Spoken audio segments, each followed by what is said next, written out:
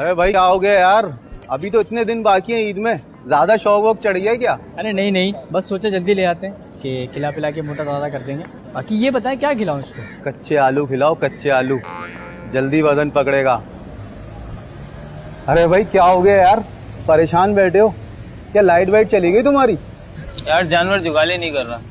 ये तो एक काम करो ना, इसको ना अचार खिला दो, या इसके दांतों में ना नमक लगा दो, खाने लगेगा। अरे अरे रुको भाई, देखो देखो तो सही, उसके पैर में लगी हुई है, कीड़े पड़ गए भाईजान उसके पैर में, चिच्चड़ चिच्चड़ पड़ गए। इसको डीजल लगाओ, डीजल। डीजल? हाँ कल ये भी है? हाँ ठीक हो जाएगा बिल्कुल, समझे? चलो।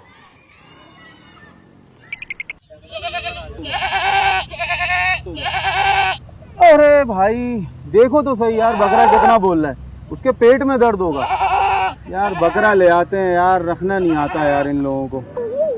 भाई एक काम करो, इसको सोडा कोल्ड ड्रिंक पिलाओ। क्या पिलाओगे? Soda cold drink? हाँ इसको सोडा कोल्ड ड्रिंक पिलाओ, ये बिल्कुल सही हो जाएगा। इसका हल ये होता है? हाँ बेटा ये होता है, ठीक है। चलो